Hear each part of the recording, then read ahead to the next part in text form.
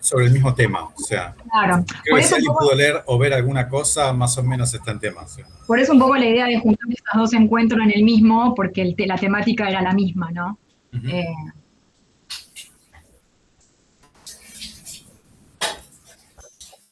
Sí, sí. Y teníamos una pregunta que la verdad que no era muy buena para especificar y arrancar el debate, pero era ¿cuál es el diagnóstico? ¿Cuál es el diagnóstico? ¿Cuál es el diagnóstico? Claro. Pero nada, aprovechemos que tenemos psicólogos, gente, explíquenos en términos de diagnóstico clínico cuál es el diagnóstico, porque o sea, así para los legos, o sea, ¿es ansiedad? ¿Solo ansiedad? Me parece que es más que ansiedad.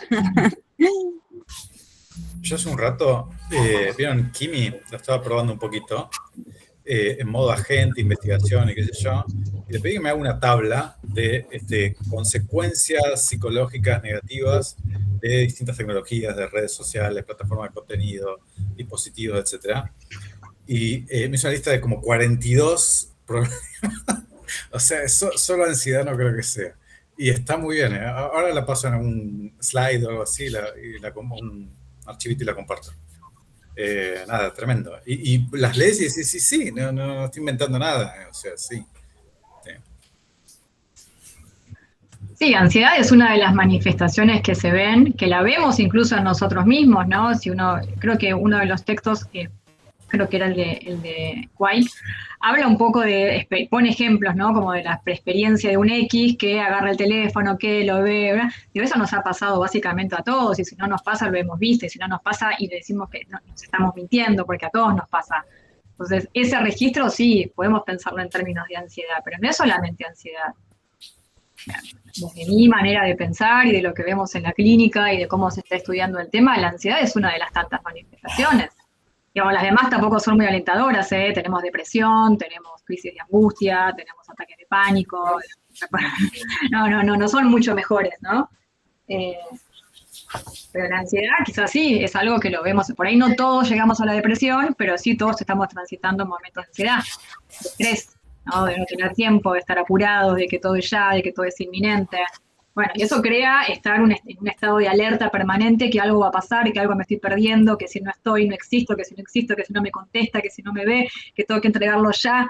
Bueno, sí, eso se manifiesta en forma de ansiedad, y eso creo que lo tenemos todos. Sí, la ansiedad es como el primer indicador, ¿no? Lo que se ve, lo que se manifiesta y lo que vemos nosotros desde la salud mental es está ansioso, ¿no? No puede esperar esto de, bueno, ¿qué pasa que no me responden? ¿Qué pasa que no tengo el like? ¿Qué pasa que no me están viendo? ¿No?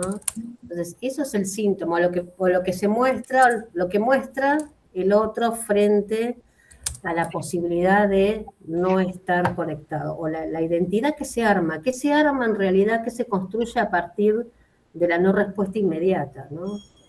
O de la desconexión, lo que se cree que es como desconexión. Lo que se ve primero es la ansiedad, hay un montón de otras cosas detrás. Sí, y esto que dice Mira, aparece en un contexto que tiene que está, o sea, que abunda la hiperconexión. Entonces, la inmediatez y la hiperconexión y la posibilidad de que todo sea ya, cuando algo no es ya, digamos, cuando no responde a este contexto en el que estamos, aparece esta sintomatología. Porque los que venimos de la era analógica no teníamos estas crisis de ansiedad y esta sintomatología y esta necesidad impuesta de que me tenés que contestar ya, y si no me contestás, algo pasó, y si me clavaste el visto, peor, ¿no? Porque de ahí aparecen otras fantasías, está enojado, no me quiere contestar, le pasó algo, bueno, aparecen un montón de cosas. Y esto tiene que ver justamente por este contexto de la hiperconexión y de la inmediatez. Si no es ya, entonces pasa algo. Y esto que dice Mir, del tiempo de espera, el tiempo de espera se ha perdido. No, ya nadie sabe esperar, sobre todo las nuevas generaciones han perdido, no tienen la capacidad, ni siquiera es que la han perdido, las nuevas generaciones se están criando en un contexto social en el que la espera es un error, no se tiene que esperar, porque todo tiene que ser ya. Entonces la espera además va de la mano de la posibilidad de la reflexión, ¿no? No contestar automáticamente, no reaccionar, como ahora en las redes sociales uno puede reaccionar, ya ni siquiera implica pensar una respuesta, reflexionar, ni hablemos de sostener procesos. Hoy no se sostienen procesos. Y esto es gravísimo, esto lo estamos viendo en la clínica, que la gente no tolera un proceso esperado, como esperable, como puede ser un proceso de duelo, ¿no? Una pérdida necesita un proceso de selección laboral, un proceso de separación, digamos, todo es tan inmediato que la respuesta automática del cuerpo, tanto física como emocional, es la ansiedad. ¿No? Como decimos Juanita, es una de las manifestaciones. Sí, hay algo muy recurrente, como bien dice Dana en la clínica, que preguntan, ¿cuánto me va a llevar esto? ¿Cuánto tiempo voy a estar mal? Entonces, digo, ¿esto va a pasar rápido? Que de pronto, bueno, cuando hablábamos en los 90, el paciente se sentaba en el consultorio, bueno, vamos a conversar a ver qué me pasa, vamos a ver cuánto tiempo eran otros tiempos, porque tenía que ver más con el tiempo interno que le llevaba a cada uno subjetivamente poder resolver tal o cual cuestión, desde el sentido común, lo digo, ¿no? Después, bueno, tramitaron el trauma, etcétera, etcétera. En épocas que eran también difíciles, ¿no? Pero ahora, en estos tiempos, el paciente dice, o el cliente, yo digo paciente, viene y dice, ¿cuánto me va a llevar esto? ¿No? Yo quiero estar bien ya, una cosa así. Entonces, esto es lo que escuchamos recurrentemente, ¿no? Bueno, y con los niños también, los padres esto lleva mucho tiempo, se va a resolver rápido, porque me piden el informe en el colegio para allá, más o menos. Y si no, los medicamos, así se tranquiliza, también dice el colegio. Pero viene el devenir de los tiempos actuales, tiene que ver con esto, ¿no? Con cuánto tiempo va a llevar tal o cual proceso, como si el tiempo fuese el determinante de un montón de cuestiones para que los resultados sean óptimos o no. Totalmente. Y esto de esperar, digamos, hay algunas partes del texto, y también lo cita Ofelia, que tiene que ver con que no hacer nada, ¿no? Esperar, reflexionar, contemplar, digo, ya no existe más el momento de contemplación, ¿no? No hacer nada, el aburrimiento, permitir en este caso, como dice Mirta, que un niño se aburra, ¿no? No se puede soportar. No hay espacio, no hay tramitación psíquica que se banque esperar, ¿no? La espera se está tornando insoportable. El vacío que genera la espera se está tornando insoportable. De hecho, creo que los autores lo plantean como una especie de error del sistema. Contemplar el ocio está empezando a ocupar un lugar bastante cuestionado, como ¿cómo no hacer nada, no? ¿Cómo no vamos a hacer nada? Si en realidad en estos tiempos de hiperconexión, que siempre podemos estar haciendo algo, esta lógica de la productividad, de la eficiencia, de ser nuestro mejor producto, de poder hacer algo, de poder ser productivo y demás, está quitando toda esta posibilidad de no hacer nada, de pensar, de reflexionar, de inventar. Digo, cuando uno está pensando en un montón de cosas, en divagar, hay un libro que también se los puedo compartir que se llama El valor de la atención, que estudia todos los fenómenos sociales que alteran la atención. Uno, por supuesto, es la tecnología digital, en donde justamente divagar es algo maravilloso, porque uno divaga y empieza a pensar y hace asociaciones y piensa en una cosa y piensa en otro y arma algo nuevo. Bueno, todo esto no está sucediendo. No hay lugar para los procesos, no hay lugar para las preguntas, ¿sí? Hay necesidad de respuestas, y de respuestas ya, ahora, y que sean unas respuestas que me permitan tomar una decisión, ahora, ya, ayer, como dice Mirta. Entonces, todo esto en su conjunto se manifiesta en graves trastornos de la ansiedad. Todos tenemos ansiedad por esto. En la clínica también podemos llegar a ver trastornos de ansiedad, ¿no? Cuando esto ya dificulta la vida cotidiana de la persona que nos consulta. Y muchas veces necesitan un tratamiento psiquiátrico, porque les altera el sueño, porque les altera la comida, la alimentación, ¿no? Digamos, en los casos más graves clínicamente hablando. Sí. Y esto lo estamos viendo en niños. Estamos viendo niños que históricamente sabemos que hay niños que son más inquietos que otros, pero lo que uno ve también y ha escuchado, y lo hemos visto el año pasado en talleres que dimos en relación a educación y tecnología, que muchos padres no están pudiendo poner límites a un montón de cuestiones y los chicos son extremadamente demandantes, extremadamente exigentes, y cuando se les retira algún dispositivo tecnológico, hacen crisis muy similares a una crisis de abstinencia. Y esto es gravísimo. Los chicos no están pudiendo esperar, no están pudiendo procesar, con todo lo que esto implica también para su desarrollo psicoemocional, ¿no? La frustración, no hay lugar para la frustración. La frustración es necesaria. Y todo esto no está sucediendo. Cris.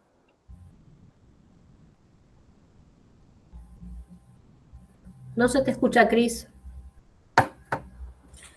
Yo hoy una pregunta que me estaba haciendo en la calle, me lo estaba aburrido y no suficientemente estimulado, evidentemente, era, la sociedad ha empezado a tomar conciencia de esto, ¿sí? O sea, de las consecuencias negativas de los dispositivos y las redes sociales, etcétera. Ahora, se está empezando a hacer, uno escucha en distintos países que en escuelas no dejan usar hasta tal edad, o lo que sea, ¿no? O sea, ahora, hay suficiente conciencia social como para decir, che, esto hay que ponerle un freno y idear qué tipo de freno hay que ponerle. Una cosa que yo pensaba es un caso mucho más simple, pero cosas que existieron durante años y que fueron medio un flagelo social, como el tabaco y el alcohol, en los últimos años han bajado mucho, ¿no? Si me preguntaba si había aprendizajes, y también provocan abstinencia y son una especie de superestímulo, si vos lo crees. Muy simple, muy poco personalizado, ¿no? O sea, no se puede ni comparar. Pero han bajado el consumo de alcohol y de tabaco un montón, ¿sí? O sea, y no sé si ahí hay algún aprendizaje para el caso de redes sociales y dispositivos y demás, ¿no? O sea, no sé cuánto hay de vergüenza social, en este ámbito no se puede, de no sé qué, si impuestos, el alcohol tampoco tiene mucho impuesto, creo, ¿no? O sea, el tabaco sí, pero no sé si podemos aprender algo de ahí o de dónde, ¿no? Porque ahora tenemos un nuevo desafío. Ahora con el quilombo que ya tenemos con las redes sociales, va a venir la IA, que en lugar de contactar humanos con humanos, con ya el quilombo que sabemos que eso generó, va a contactar humanos con inteligencias artificiales, ¿sí? O sea, seres específicamente diseñados para su interactor humano, ¿no? O sea, y nada, hay que estar preparados por eso. O sea. Sí, hay algo, esto que vos decís que me parece muy interesante, que es poder hablar de lo que está sucediendo a partir de las redes, ¿no? Un poco esto es lo que traía el video de Ofelia, que ya marca como un hito, un momento el 2010, ¿no? Pero digo, esto de poder hablar colectivamente de lo que está sucediendo, lo que vos decías, ¿no? Y trae un poco también a cuenta de ese tejido social, o por lo menos yo lo señalo así, que está roto desde hace mucho tiempo y que no posibilita la palabra, ¿no? Porque en definitiva la palabra no es la misma palabra, el like que uno pone algo de me gusta o no me gusta, a la opinión del otro, ¿no? Al saber qué le sucede al otro con lo que yo estoy posteando, etcétera, etcétera. Y me parece que el dispositivo digital lo que está impidiendo es la palabra. Esto que nosotros nos sentábamos a conversar y a charlar de lo que está sucediendo, que da lugar al tejido social. Aquello que es colectivo, esa red social que se arma con un otro, en comunidad, por ejemplo, que tiene las mismas significaciones, las mismas representaciones, que tiene que ver con el lazo social, que se viene como destruyendo casi adrede, desde mi punto de vista, políticamente desde hace mucho tiempo, trae a cuenta de esto, ¿no? ¿Cuál es la respuesta? ¿El like? ¿O lo que me está sucediendo? Me parece que ahí también hay como algo para poder pensar. Sí, la palabra, las conversaciones profundas, ¿no? Digamos, los vínculos significativos. Conversar implica un montón de cosas, no es solamente hablar, ¿no? O decir algo. Conversar implica encontrarse con la diferencia que tiene el otro, ¿no? En pensamiento, en lo que sea, y poder dialogar, y poder pensar, y poder cambiar de opinión, o poder discutir en buenos términos, por supuesto. Digo, conversar implica un montón de cosas, y eso no está sucediendo. Nadie tiene ganas de conversar, porque además lleva tiempo sentarte a conversar con alguien. Y hoy hay muy poca tolerancia también a las diferencias, entonces, digo, las redes sociales un poco también nos encierran nos juntamos con gente, escuchamos gente y vemos cosas que tienen que ver con nuestra idea, con nuestra línea de pensamiento de lo que sea, Entonces, encontrarnos con la diferencia que traen las otras personas se hace intolerable. Y eso es muy difícil, que, o sea, el tejido social se está desarmando, como dice Mirta, hace un montón de años, pero cada vez más. Además, cada vez hay menos. Mira, les voy a poner un ejemplo. Tengo una amiga que tiene un hijo de 15 años, varón, y el otro día yo escuché cómo mi amiga lo amenazaba, entre comillas, ¿no? En buenos términos, para que saliera con los amigos. Cuando yo tenía 15 años, en mi casa, la pelea era quédate en casa porque no puedes estar todo el día en la calle. ¿No? Lo último que querías hacer es estar en tu casa.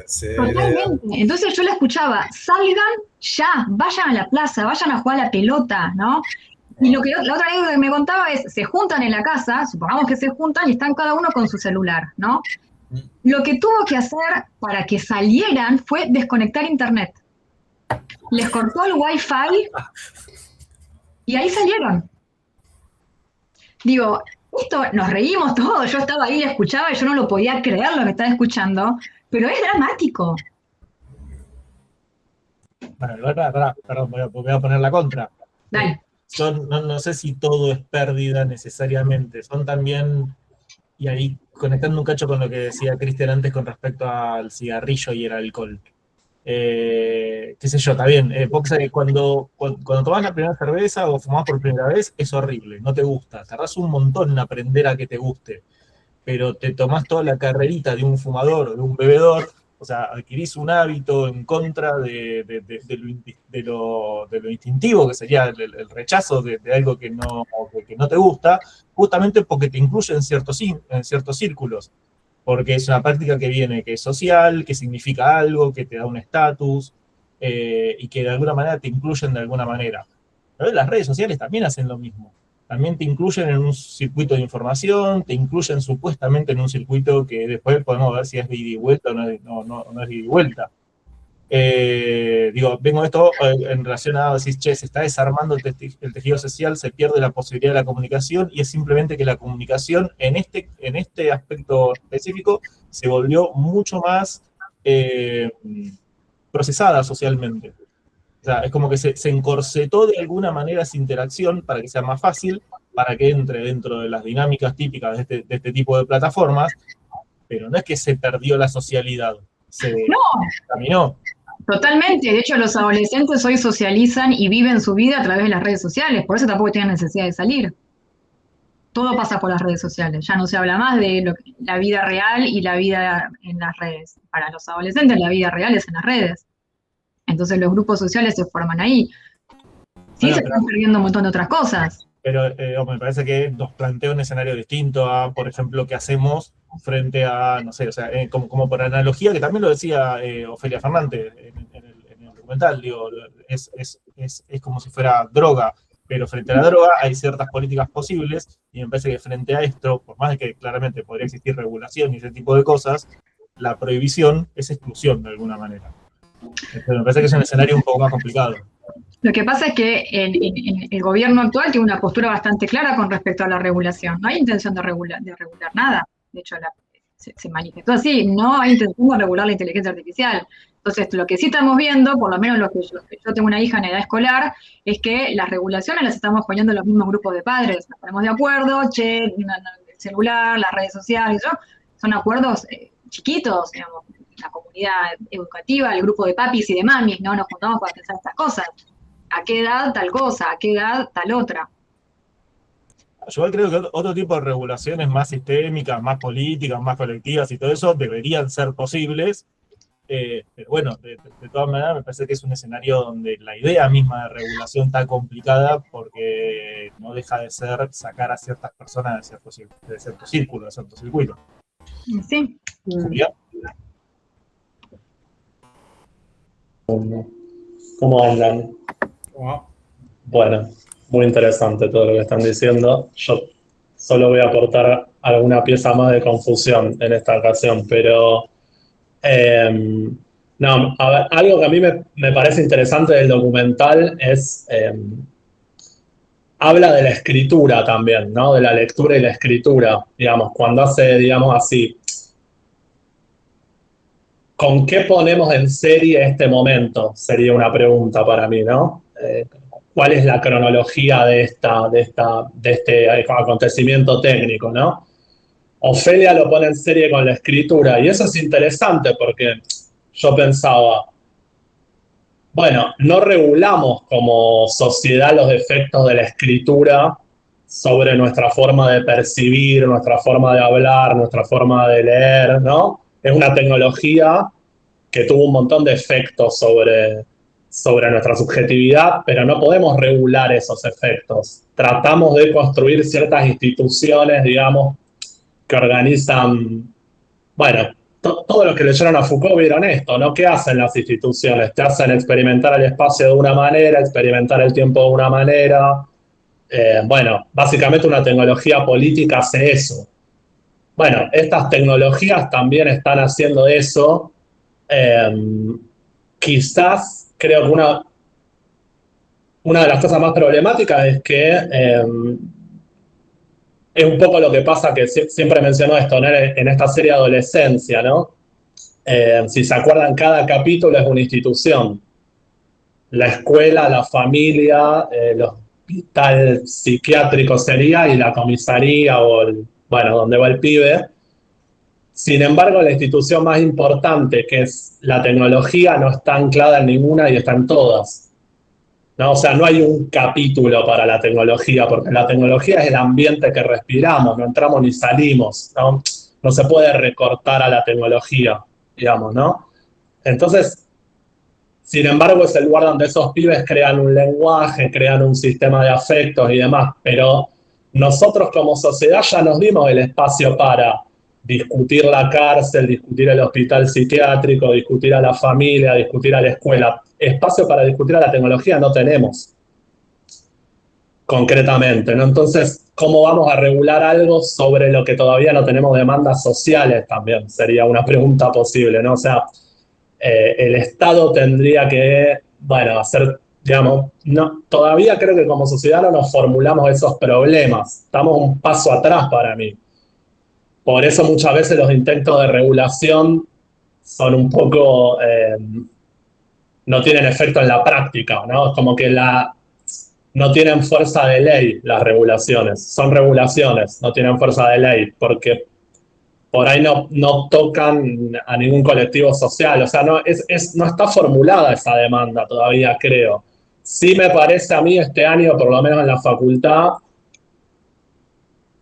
los propios pibes de 20 o 25 que son mis estudiantes se están empezando a hacer preguntas sobre su vínculo con el celular, cosa que hasta hace 2 o 3 años creo que no pasaba. Eso sí me parece que es fácticamente así, ¿no? Y después un poco en el mismo sentido de esto de con qué armamos la serie de la IA. El otro día estaba leyendo un autor, este pibe Pasquinelli, que tiene este libro que es muy interesante, El ojo del amo. Bueno, él dice, la serie a la IA la podemos comparar con la electricidad, ¿no? Es un efecto de tipo ambiental. Cuando las ciudades se reorganizaron en torno a la electricidad, cambió la manera de dormir, la manera de caminar, la manera de tener una cita, la manera de trabajar, la manera de que se arma la familia. O sea, se reorganiza por completo la vida.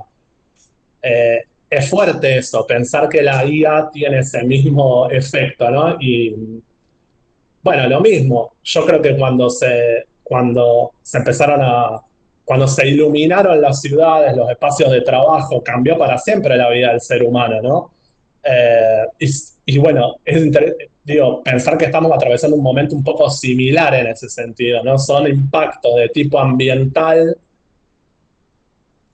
frente a nosotros que tenemos regulaciones frente a la tecnología que parece ser más herramental, ¿no? No usemos esto ahora, usémoslo después, ahora apagalo, ahora prendelo, se usa así, se usa así. Entonces ahí tenemos como todavía creo que estamos como dando la carrera para entender cómo se presiona sobre un ecosistema, digamos, ¿no?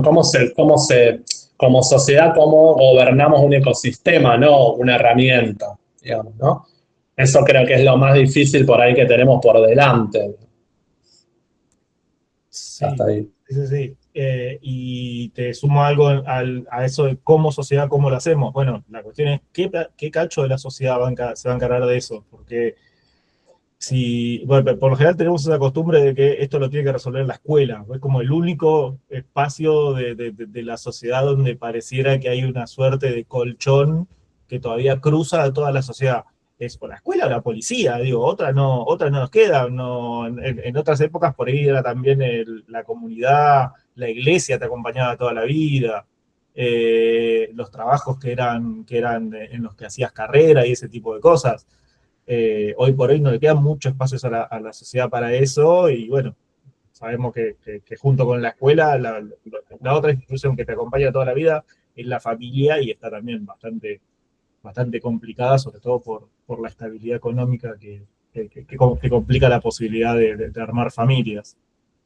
Así que sí, eso también lo veo complicado. Igual me parece que, no sé, me parece que la inteligencia artificial viene con otros temas, además de estas cuestiones de impactos en el bienestar. Me parece que también viene con todos los problemas que tienen que ver con la delegación, ya no solamente con la adicción, sino también con la delegación.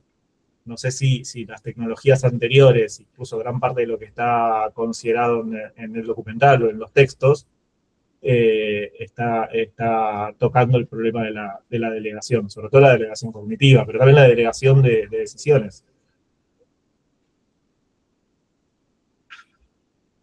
Che, tenían la mano levantada también Eduardo y Eduardo. Mariana.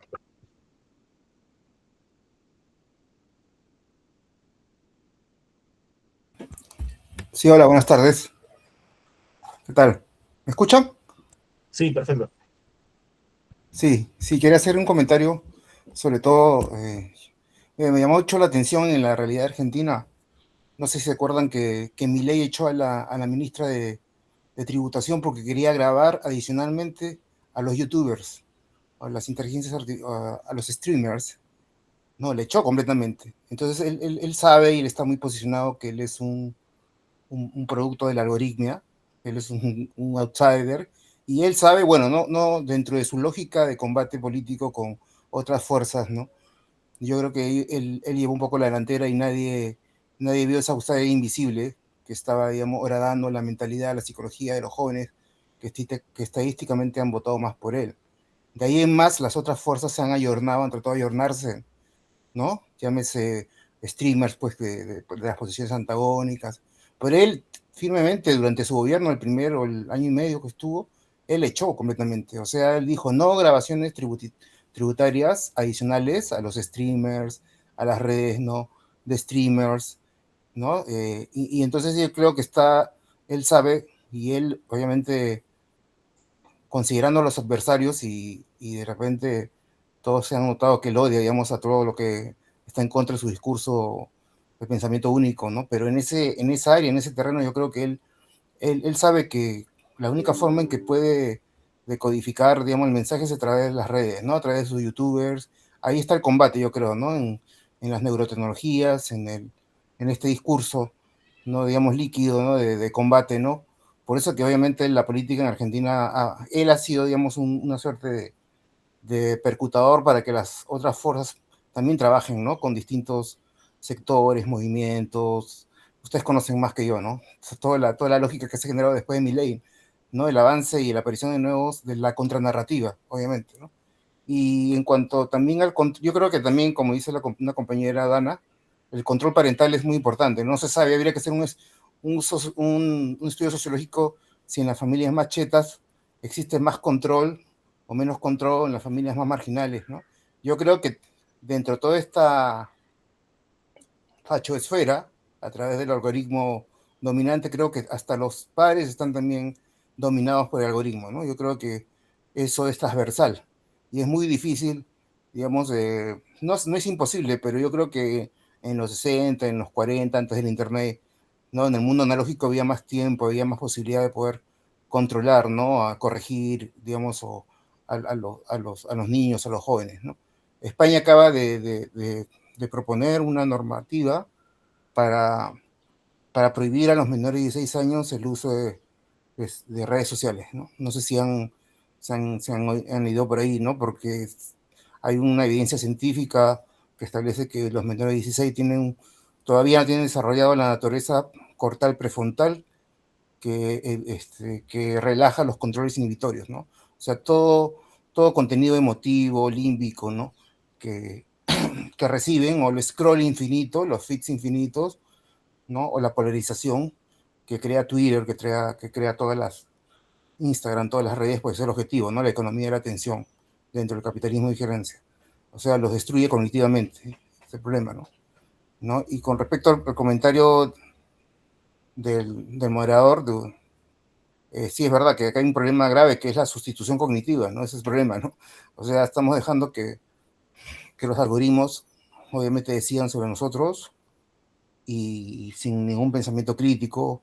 Entonces yo creo que también la tecnología cada día avanza más y la regulación va siempre a la saga, ¿no? Entonces yo creo que un problema de gobernanza o sea, regular, sí, pero con las plataformas, ¿no?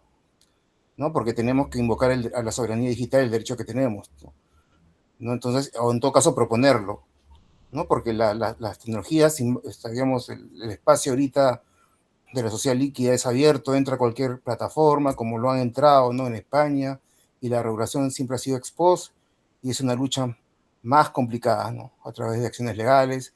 Yo creo que un enfoque preventivo, y esto se tiene que solucionar a nivel macro, ¿no? Y también a nivel, no de micro, no, digamos, un control de las personas, de las juventudes, de las infancias, porque como dijo acá un compañero, ¿no? Es verdad, esto se crea, es una comunidad, ¿no? Comunidad es un concepto analógico que automáticamente se traslada al campo de lo digital, ¿no? O sea, ¿qué comunidad puede haber entre gente que se une en redes, que de repente comparten emociones o tendencias o de repente conductas, ¿no? Polarizadas, ¿no? Porque se ha demostrado que hay una huella de polarización, ¿no? En el debate de las redes, ustedes que han visto, ¿no? Hay mucha polarización y sobre todo Twitter incentiva y viraliza más los contenidos ideológicos, autoritarios, fanáticos, ¿no? Ese es el gran problema, ¿no? Entonces, a un chico que comienza a tener un contacto, ¿no? Con una formación en la primaria, digamos, ¿no? Se le hace toda una confusión cognitiva, entonces eso es muy difícil, muy complicado, y como dijo un compañero, claro, prohibir es excluir, sí, obviamente, ¿no? Pero en este caso de las redes hay que un poco hacer medidas de iniciativas particulares desde tu entorno, con tus seres queridos o qué sé yo, con tu entorno cercano, y la regulación creo que habría que regular y conversar, ¿no? Eso es, ¿no? Llegar a un consenso con plataformas, ¿no? Digamos, porque esto va mucho en avanzada, a una velocidad que nos supera completamente, ¿no? Eso es lo que pienso. Yo quiero agregar Gracias. algo a lo que dijo Eduardo recién en relación al poder adquisitivo, eso está estudiado. Las familias que tienen menor recurso económico utilizan mucho más la tecnología a través del celular para los hijos que las familias con más poder adquisitivo, que sí puede pagar actividades extracurriculares, que vayan a un club, que hagan un montón de actividades o que puedan tener un poco más de tiempo, lo que sea, pero sí está estudiado que las familias con menos poder adquisitivo tienden a utilizar más el celular, porque aún las familias con muchísimos problemas económicos tienen al menos un celular. Y eso es lo que utilizan para entretener, digamos, entre comillas. Sí, perdón, esto que dice Dana es excelente, porque en realidad yo que estoy en conurbano bonaerense y vemos lo que está sucediendo, digamos, en las familias también es más tranquilizador, inclusive para los padres, sobre todo si trabajan los dos todo el día, que el pibe quede adentro con el celular todo el tiempo. No solamente porque garantiza que los padres se puedan comunicar con los chicos que quedan solos, sino porque desde la fantasía el pibe no sale a la calle, o no está con otros en la calle, que podría ser muy riesgoso, ¿no? Lo riesgoso también es lo que pasa en la casa con el aparato, con el celular. Entonces me parece que, digamos, esto también, cuando decía el compañero qué pasa en las clases sociales más bajas, ¿no? ¿Por qué lo han votado a Milei? Me parece que tiene que ver con esto también. Ha llegado masivamente, ¿no? Todo el tiempo, con los chicos desde la adolescencia y antes, el consumo en la red digamos, de estos discursos.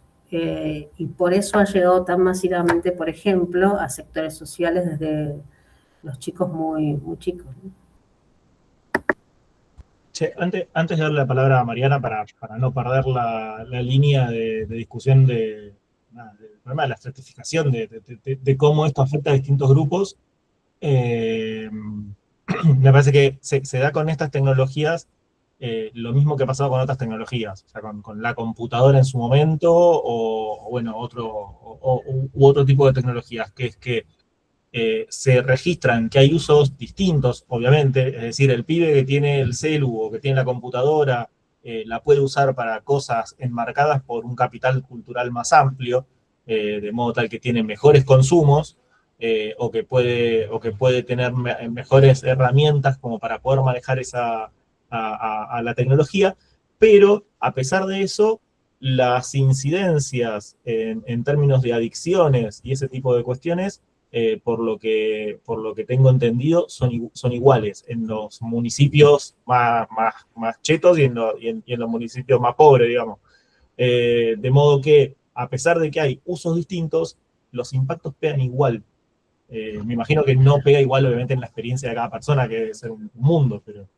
Porque la droga es la misma. Y está hecho con un diseño especial, claro. Mira. Mariana. Hola, buenas tardes. Bueno, yo ya me olvidé, pero iba en línea con lo que mencionaba Julián, y un poco, más que diagnóstico, me parece que esto de lo que nos muestra ambos capítulos, ¿no? Las tecnologías no plantean una docilidad, obviamente están intervenidas por humanos también, y de alguna forma remodelan, transforman las prácticas. Y algo que me parece interesante ver acá, más allá de lo que está afectando a ciertos grupos, a generaciones, es que ya es difícil pensar una separación entre el entorno digital y el entorno físico, ¿sí? Hay hay una hibridación. Entonces, pensaba, ¿no?, en esto de cuánto tiempo le dedicamos al silencio, al no estar, a la demora, esto que mencionaba la compañera de la espera. Y en el otro entorno, cuando nos cruzamos al entorno digital, todo eso está mucho más acelerado, ¿no? Es necesario la inmediatez, la respuesta para el día. Entonces como que estamos ahí en un híbrido entre entre una identidad dentro de ese entorno y las huellas que dejamos, y el afuera, en las instituciones, que las instituciones están a la contraria, ¿no? Siguiendo con tecnologías más analógicas y planteando regulaciones excesivas. Yo también acuerdo con esto de que no sé si la prohibición y la mayor regulación va a permitir que podamos resolver estos problemas que Cristian ahí compartió un poco, de que son más de uno, y que tiene que ver un poco cómo están diseñadas estas tecnologías, ¿no? Y lo que quieren lograr, porque esas escenas que muestra ahí el capítulo de cuánto tiempo nosotros le dedicamos a las redes sociales y lo que genera en cuanto a la gratificación, y eso que no encontramos en el afuera, ¿no?, en el diario, es para preocuparse, ¿no? Y tiene que ver un poco del desconocimiento que tenemos de cómo están pensadas, diseñadas, orquestadas estas herramientas, estas redes, para gratificarnos, estimularnos constantemente, y a la vez que al final del día no encontramos una respuesta, ¿no?, en esos lugares. Pero sí me quedaba con esto de pensar en que va a llegar un momento que no vamos a poder disociar de ese entorno digital, porque ya no es las redes sociales, es todo un ecosistema de medios y de redes, porque ya no es solo la red social es uno más de los problemas, pero sino que hay más tecnología, como mencionaban ustedes, la inteligencia artificial también trae nuevas incógnitas a esto que vemos nosotros en las redes sociales, y que tienen que ver con esto. Los adolescentes, así también como están en las redes sociales, están en la inteligencia artificial delegando decisiones, hasta conversando de cuestiones que no lo van a hacer con un psicólogo, una psicóloga o con los padres, ¿no? Y eso es preocupante también, ver cuánto le estamos supeditando a esa tecnología, ¿no? Más que diagnóstico, son como ideas que fui tomando de cada uno y tratando de armar ahí algo, así que bueno, perdón el desorden, ¿no? Por favor. Bueno, Sí. yo quería contar una... perdón, dale. No, solamente decirles que había quedado ahí pendiente que Cristian había mandado la planilla ahí con un listado gigantesco de consecuencias de la tecnología. Estaría bueno que si quieren lo compartimos y lo vemos. Dale. No, yo lo que quería agregar en relación a prohibir, y que sabemos que es inconducente, o sea, no, estaría como, más allá de que un montón de gente quedaría por fuera, es imposible, ¿no? Hay un psiquiatra especialista en adicciones que se llama Federico Pavlovsky, que dio una entrevista hace poco hablando de los nuevos casos de adicciones que están llegando a los consultorios de los especialistas en adicciones, que tienen que ver con el consumo de tecnología, ¿no? Tecnología digital. Y él mismo explicaba que todos los métodos y todos los dispositivos pensados históricamente para el consumo problemático de sustancias, de drogas, de lo que sea, como ser hospital de día, tratamiento ambulatorio o internación, no sirven para pensar estos nuevos padecimientos. De hecho, él mismo dice, estamos improvisando todo el tiempo porque ninguna de las herramientas con las que nos formamos para trabajar los usos problemáticos de algo funcionan para acá, porque vos podés aislar a un paciente con problemas de adicción a las drogas durante 3 meses en una clínica de rehabilitación o lo que sea, y después volver al seno familiar y tratar de que la droga, el alcohol, el tabaco, lo que sea, el juego, pero ¿cómo aislás a una persona en este contexto social del uso de la tecnología digital? Totalmente. Una cosita sola, perdón. ¿Qué hacemos cuando el paciente trae al consultorio el teléfono, ¿no? Digo, un poco trayendo la idea de Juan Bassen, si le permitimos que lo utilice o no lo utilice, o que, digamos, a ver, ¿qué hacemos con ese objeto que lleva todo el tiempo a diario en su vida cotidiana? ¿Cómo lo laburamos dentro de la sesión terapéutica, que hoy cada vez es menos presencial, por otro lado, ¿no?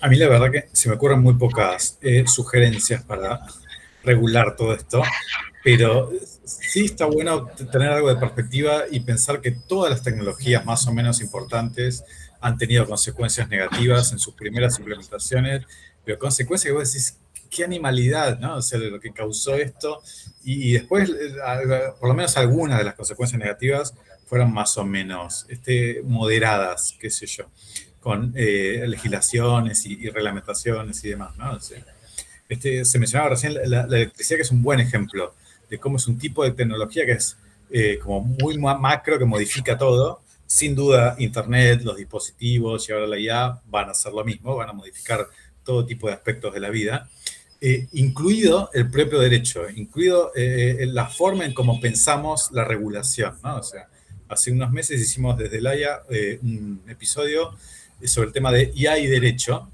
y la persona invitada, que era Santiago Carlén, un abogado especialista en temas de derecho digital y demás, me mencionó una cosa que yo no sabía, que era que hasta la electricidad, el derecho estaba pensado si hubo intención o no hubo intención de causar daño. ¿Sí? O sea, si es dolo o culpabilidad, ¿no? O sea, si vos lo hiciste sin querer, pero causaste un daño, ¿no? Tipo atropellaste a alguien, si vos intencionalmente quisiste hacer algo, y hay algunas figuras intermedias para cubrir todo, ¿no? Pero hasta la electricidad no estaba el problema de una empresa que hizo un tendido eléctrico, por ejemplo, y que causó problemas, ¿no? O sea, era un tipo de responsabilidad que no era subjetiva, sino objetiva. O sea, el daño lo causaste, ¿sí? O sea, y hay que pensarlo de alguna otra forma. Y ahora con la IA especialmente, ¿no? Que cada vez va a tener más habilidades agénticas, vamos a tener que pensar regulaciones desde un punto de vista totalmente nuevo, ¿no? Y ahí también hay un desafío. Pero pese a esto, que es una complicación muy grande, quizás también cosas bien simples, como pasó con el tabaco y como pasó con el alcohol, como por ejemplo, impedir el uso en algunos aspectos, en algunos ámbitos, o retrasar la edad donde uno accede a eso, un poquito Sí, no vamos a encontrar la solución a todo, pero un poquito quizás sirven y no está mal que se esté pensando eso. Y a nivel individual, muchos padres y demás lo están usando, ¿no? O sea, no, Internet vas a usar, o juegos o lo que sea, vas a usar tal tiempo, ¿no? Y no más, ¿sí? Y algo ayuda, supongo. Sí, de hecho, las regulaciones que hubo en el gobierno de acá en la Capital Federal de prohibir el uso de celulares en escuelas primarias y regularlas solamente con fines pedagógicos para la escuela secundaria, arrojó resultados sumamente positivos. O sea, los mismos alumnos decían que tenían más poder de concentración, de poder focalizar, mejoraban las relaciones sociales en los recreos, volvía al juego, digamos. No sabía en un que año yo que se implementó había eso. estudiado, mirá vos, ok. Sí, hay una, sí, yo después te lo comparto, Gris, es del año pasado los resultados porque fue el primer año desde que se implementó, pero es Capital Federal, digamos, todas las regulaciones que hay son provinciales, no sé, es muy difícil, por eso no hay un dato estadístico global, porque en algunos lugares se aplica una legislación y en otros no. Acá en Capital Federal se prohibió y ahora se está prohibiendo, creo que hasta con fines pedagógicos, incluso en el secundario. Los alumnos tienen que dejar, o ir sin celular o dejaron el celular en la entrada del colegio y lo retiran cuando se van. Mira. Y eso mejoró muchísimo todo, eso está... Seguro que ayuda. Seguro. ¿Ana? Hola, ¿qué tal? ¿Cómo están? Bueno, quería retomar un poquito ahí lo que estaban mencionando Mariana y otros compañeros. Me parece interesante volver a la cuestión. No sé, quizás pensaba esto de la delegación decisional, que no solamente tiene que ver con una cuestión de la economía atencional, sino también con la mercantilización de toda la afectividad. Entonces, si antes nosotros pensábamos quizás la afectividad que producía sujetos en comunidad, o sea, persona a persona, también ahí lo podemos echar quizás un poco con Salvato, que me parece que vuelve a lo comunitario, ¿no es cierto? Como una necesidad de tratar como de repolitizar ese malestar a través de lo comunitario, quizás de los afectos, quizás nuevas maneras de revincularnos. Pero bueno, también me parece que es importante eso, ¿no? Porque al parecer habla como que el dispositivo democracia quizás puede ser como un significante vacío al momento de dar respuesta a este nuevo ambiente tecno-socio-comunitario en el que estamos. Entonces, bueno, quería por ahí salvar un poquito eso de la afectividad también. Gracias.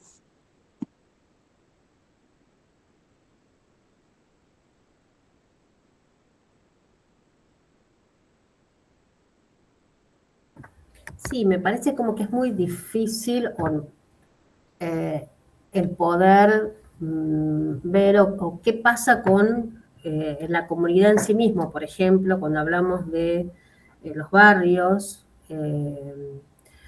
ver qué estaría sucediendo con la IA o la comunicación a través de los aparatos, por ejemplo, los celulares y demás. Hay como muchas miradas encontradas en este momento, ¿no? Inclusive políticamente, digo. Muchos, bueno, se alientan la utilización y en otros no sirve para nada, juntémonos a conversar y a charlar a ver qué pasa, ¿no? Entonces ahí también hay como tensiones que se van dando cuando, de hecho, es una herramienta que no se puede dejar de utilizar, parecería, ¿no? Digamos, es algo que está, va a seguir, entonces, ¿cómo podemos pensarlo dentro de una comunidad, por ejemplo, en los barrios? Todavía como tensiones y disputas que se dan inclusive políticamente, ¿no? En algunos municipios. Eso es lo que por lo menos se está viendo por acá. Bueno, ahí me parece que hay algo bastante interesante que decís que cuando lo pones en esa perspectiva de qué se puede hacer en los barrios, también marcas un cierto espacio en el que algo se puede hacer o en el que alguien se vuelve responsable. En ese contexto ya la pregunta no es solamente qué es lo que está haciendo la inteligencia artificial, sino también qué alternativa le estamos ofreciendo. Es como el pibe que contaba Dana al principio, el pibe que está encerrado en la casa. Bueno, hay que ofrecerle una actividad alternativa. El pibe que se acostumbra a que lo que maneja su interés viene dado de afuera, porque nunca lo obligaste a decirle, ahora elegís un libro y hasta que no pase de las primeras páginas no te mueves de ahí. Sí, sí. Está muy bueno lo que vos decís, porque en realidad se está poniendo sobre la mesa. Se empezó a hablar, digo, en los últimos tiempos. Inclusive, por ejemplo, desde la Universidad de Lanús, donde parecía que no se podía hablar del tema, se empezó a hablar en relación de lo que está sucediendo, sobre todo lo que tiene que ver, por ejemplo, lo que más impactó en la provincia es el porcentaje de suicidios que hubo como adolescentes, ¿no? Entonces lo asociaban justamente desde el Departamento de Salud Comunitaria con el aislamiento, la soledad, bueno, además el tema laboral y demás, y el estar todo el tiempo con lo digital y en esta conectividad y en respuesta permanente con la IA, ¿no? Pero lo importante es que se empezó a debatir. Me parece que ahí hay algo que se puede, de lo cual se puede empezar a conversar, ¿cierto? Como hablábamos con Dana hace un rato, esta conversación horizontal, de decir, bueno, vamos a conversar a ver qué está pasando con esto, ¿no? Sí, también es cierto que, digamos, a mí me parece, no sé si leyeron ese libro, ahora no me acuerdo cómo se llama, de Stack, la pila de Bratton, donde él dice algo que a mí me parece que es re interesante, que es esto, ¿no? Digamos, él dice, bueno, ¿cómo funcionó la política en la modernidad? Bueno, así, a grandes rasgos, ¿no? Dice, bueno, ¿qué hace un Estado? Hay una lámina de territorio y construye soberanía en esa lámina de territorio. Puede ser agua, tierra, aire, lo que sea. Bueno, este espacio de lo digital todavía, no sé si lo hemos recortado como un espacio de derechos y de producción política del Estado, ¿no? Las empresas sí tienen muy claro que es un espacio, ¿no? Que hay un territorio que es el territorio digital. China tiene un ministerio que es el Ministerio del Ciberespacio, de hecho. Pero digo, las empresas tienen muy claro ese territorio, la OTAN tiene muy claro ese territorio, ¿no? No sé si se acuerdan que ellos, bueno, hace 4 o 5 años designaron el espacio digital como el 5º territorio de guerra, ¿no? Aire, tierra, bueno, no me acuerdo, aire, tierra, espacio, digital.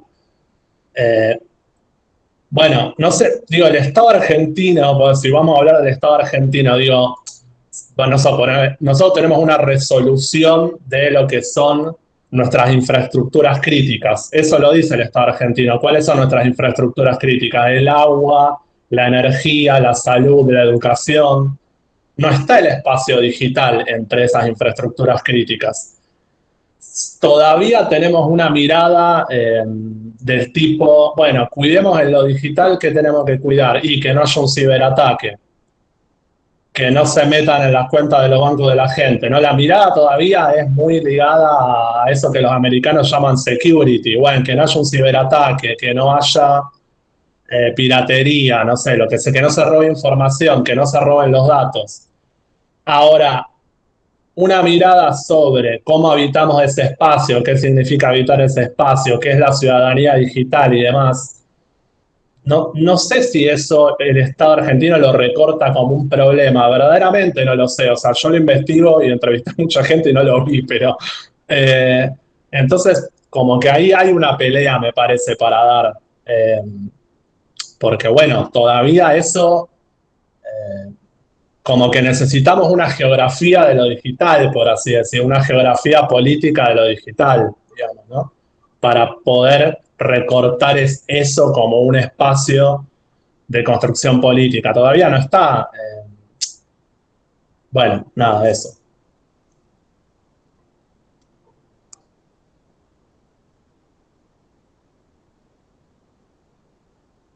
Estás muteado, Cris.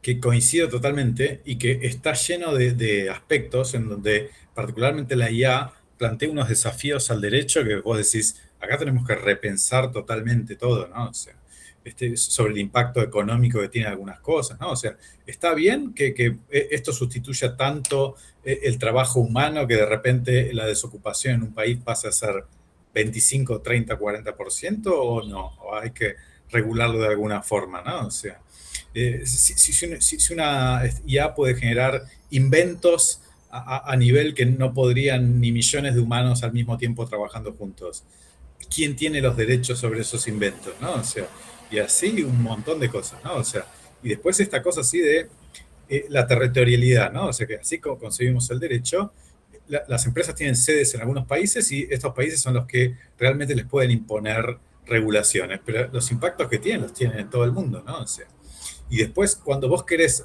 decir, no, acá para que nosotros dejemos usar a los usuarios argentinos esta red social o esta inteligencia artificial, tiene que cumplir con esto, ¿sí? Tiene que agregar un botón de no sé qué cosa, una opción de no sé qué, o poner en el, bueno, cualquier regulación que se nos ocurra. No es fácil tampoco, menos que menos hacerlo solo.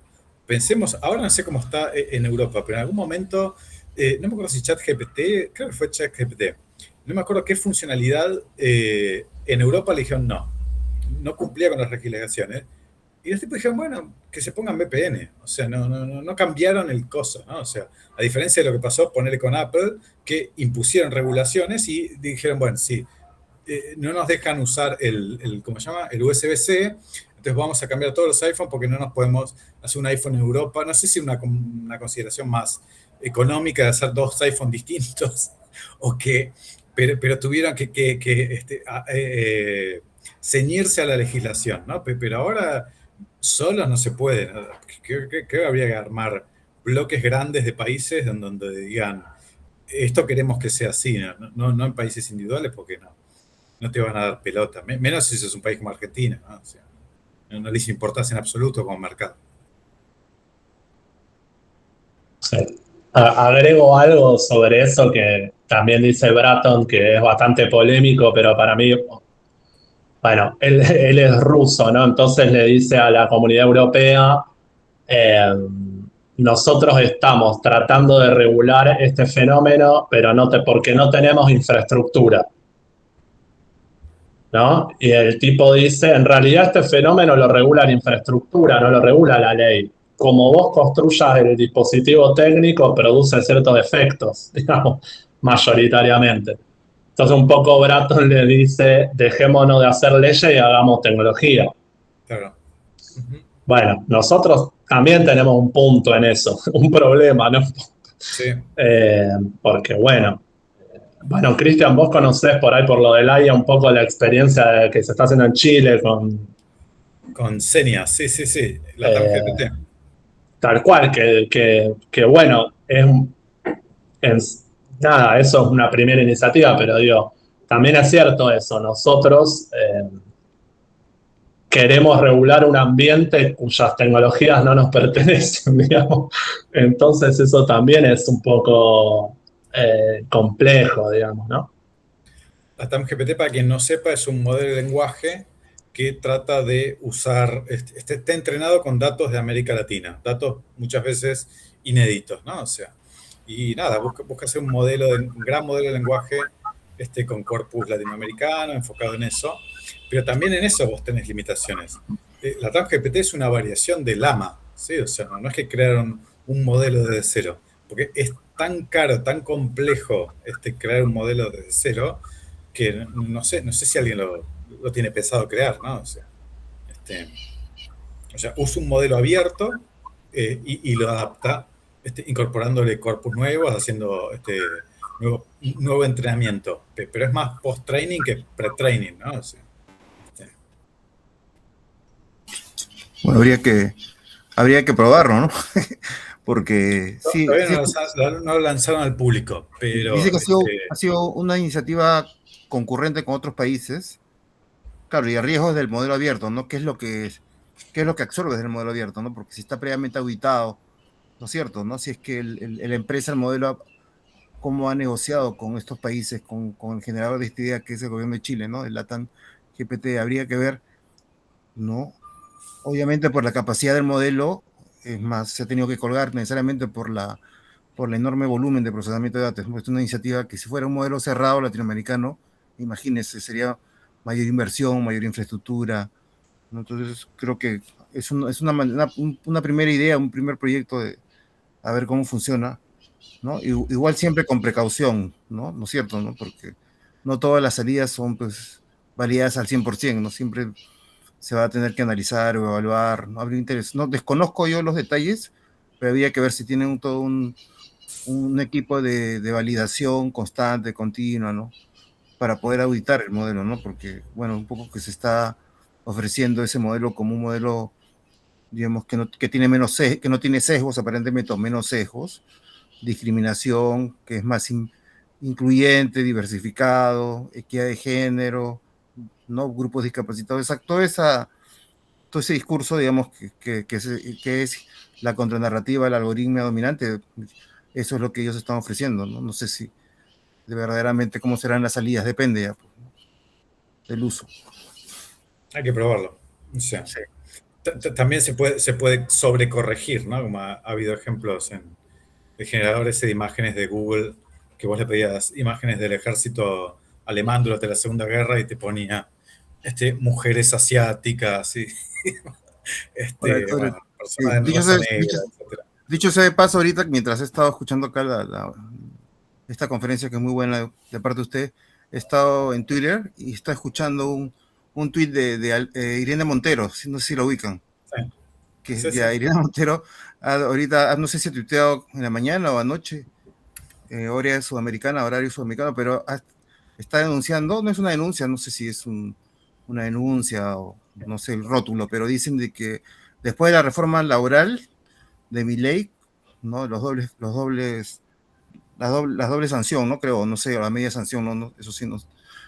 Inmediatamente después de 2 días ha salido toda esta cuestión a través de las redes, una propagación así agresiva de los Terian, ¿no? De los Terian a través de varios deepfakes, según ella dice, que como un mecanismo de distracción para lo que realmente está ocurriendo en Argentina, ¿no? O sea, es una incitación al odio de los Terian, ¿no? Entonces, ya ha indicado, señalado, una serie de la derecha, parece que es, según ella, una conspiración de la derecha española con Argentina, o los libertarios, o Vox, o el libertarismo en Argentina, y ha establecido todo eso, ¿no? Yo te digo que los Terians aparecieron en un montón de países de América Latina. Una incitación al odio, algo así, ¿no? Porque ella propugna pues la inclusión de LGTB más Q, ¿no? Podemos, ¿no? No sé si Podemos, no es otro. Y bueno, ella está denunciando esto. Yo creo que, y no deja de tener razón, no digo de que está probado, pero ya ha habido casos en los cuales ha habido ya multitud, por Facebook se ha convocado a causas así, o a fake news, de convocar, ¿no? De marchas masivas, crear toda una tendencia como ocurrió en el Capitolio, ¿no? Que es un movimiento peligroso, obviamente, ¿no? Desde el punto de vista, si se quiere ¿no? Enfocar un discurso determinado. Yo no creo que se quieran, no sé si esto de las identidades fluidas, dicen que esto es todo un manejo de Soros, ¿no? Para establecer esta identidad tal cual tú percibes. Si tú percibes que eres un perro, no importa si tu identidad biológica, sino lo que tú percibes. Entonces es todo un esquema que, bueno, debe tener un origen, ¿no? Obviamente, ¿no? No sé si es benéfico o maléfico, pero yo creo que es lo que dice ella, no sé si será una coincidencia, pero bueno. Ahora, ustedes saben que a través de las redes se puede también un poco mitigar, ¿no? Desinformar a la gente y obviamente, ¿no? Distraer a través de mecanismos, ¿no? Ideológicos o qué sé yo, o mediáticos de los problemas reales que tiene un país, ¿no? Eso ha ocurrido desde Edward Bernays, ¿no? Que creó la inteligencia, ¿no? Tiene un libro que no importa lo que la gente, lo importante es lo que tú quieras que la gente crea, ¿no? Y que ella, digamos, crea autónomamente lo que decida, ¿no? Entonces todo un sistema de manipulación que ocurre desde hace ya bastantes años, ¿no? Ahora con la inteligencia artificial y los deepfakes y todo esto se amplifica, pues, ¿no? Brutalmente, ¿no? En un día, en 2 días. Eso es lo peligroso desde mi punto de vista, ¿no? Y sobre todo a los jóvenes.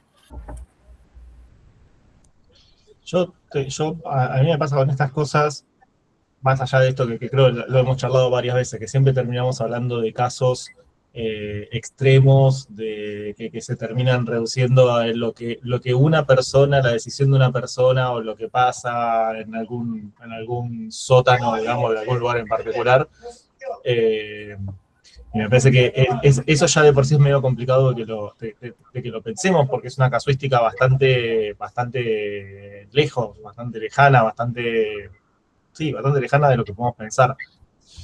Y para mí por ahí es más interesante en esos casos pensar no tanto en términos de qué es lo que pudo haber movilizado alguna idea, alguna corriente, alguna operación, digamos, y pensarlo más en términos de resiliencia, digamos, o de fragilidad. Frente a qué comunidad, frente a qué mecanismos, frente a qué dinámicas ese tipo de discursos pueden llegar a pegar. En este caso, bueno, vivimos en una sociedad que hace rato que se viene repreguntando a sí misma las cuestiones de identidad, todo lo que tiene que ver con cómo, con qué tipo de grupos son los que nos identificamos, o sea, de dónde surge de nuestra participación grupal, de cuál de todas esas participaciones es la que surge la identidad que de alguna manera nos va a permitir organizarnos en nuestra interacción con los demás. Y bueno, nada, y en el mismo sentido, por ejemplo, con respecto a la fake news y todo eso, bueno, ver cómo eso golpea en un sistema particular de medios de comunicación, pero por ejemplo, no golpea en otros espacios de la sociedad.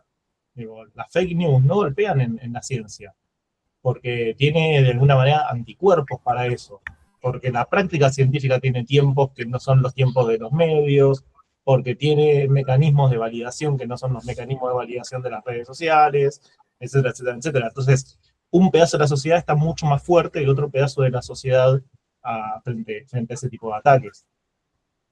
Perdón, Mirta, ibas a decir algo que te corté.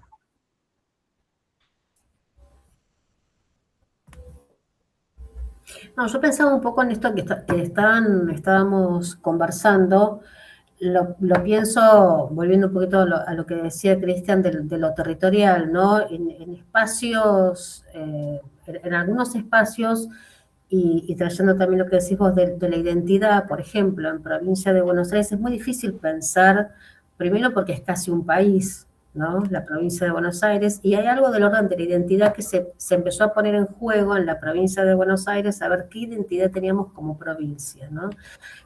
Los habitantes, la historia y demás, y eso empezó con fuerza y después se quedó en el camino, ¿no? Digamos, a partir de ahí, empezar a trabajar sobre esto que nos atraviesa a todos en provincia de Buenos Aires, que tiene que ver, y atraviesa al país y el mundo en este momento, con la IA. Entonces quedó como a medio camino esto también, y es muy difícil poder definir qué es lo que más penetra en la sociedad en este momento, en las comunidades, y qué es lo que más preocupa. ¿Es la IA, es la desocupación? ¿La IA trae desocupación? Hay como muchas preguntas, lo pienso acá, en este contexto, que es donde más me muevo en este momento, pero ¿qué es lo que más le preocupa a la gente? Tampoco tenemos datos. Tampoco sabemos, digo, ¿no? No podemos cuantificar los datos porque no hay datos.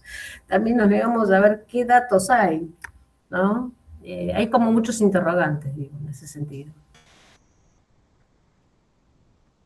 Che, teníamos pendiente de ver la planilla que pegó Cristian, que me parece que está buenísima para pensar justamente la pregunta que habíamos dicho, que es ¿cuál es el diagnóstico? Sobre todo porque en esta columna, a ver, esperen que voy a intentar compartir. Consecuencias de tecnología.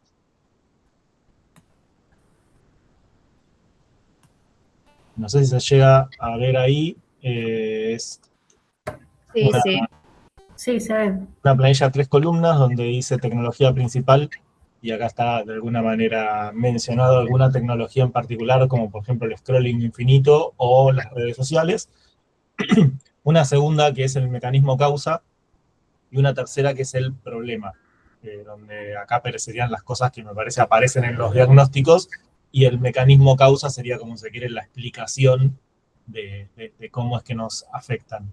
Yo estaba intentando ver, a ver si podemos de alguna manera ver cuál de todos los diagnósticos que tenemos en la tercera es la que más se repite. Porque ahí me parece que hay una respuesta posible a esta pregunta que también hacía Mirta, que es que ¿cuál es el problema? ¿Cuál es el diagnóstico que más se puede estar señalando? Y me parece que es, a ver, esperá, vamos a ver una idea para esto. Sí, es ansiedad. Es ansiedad. Es ansiedad. Ansiedad aparece como ansiedad social, ansiedad generalizada, ansiedad de separación, ansiedad de productividad, y después viene la reducción de capacidad o la reducción de actividades, que sería el problema, imagino, que trae la delegación cognitiva, por ejemplo, o la delegación en general. Luego la pérdida de control, libertad, tiempos. Imagino un poco lo que veíamos con Saddam. Problemas. Acá, no sé. no se puso muy explícito el LLM que me lo leyó. El deterioro, la dependencia, el estrés y la dificultad después entran con 4 repeticiones cada uno. Bueno, la ansiedad aparece siempre frente a la ausencia de respuestas, ¿no? O por lo menos de respuesta inmediata, y de respuesta frente a lo que va a pasar o lo que está pasando con este cambio tecnológico y estos momentos que son de tantas imprecisiones, ¿no? No solamente con la tecnología en sí misma, sino también políticos. Estamos como todos sin saber qué va a suceder, y frente a todo esto aparecen las ausencias de respuestas concretas, ¿no? Y aparece como el primer, lo primero que sucede o que nos aparece es la ansiedad. Después tenemos sensación de vigilancia, hay un montón de separación, ¿no? La sensación de no saber qué va a pasar con los trabajos, ¿no? Con el trabajo, la desocupación frente a la IA, todas estas cuestiones que son, que en este momento en determinado sector de la población va a suceder, o con las familias frente a esto.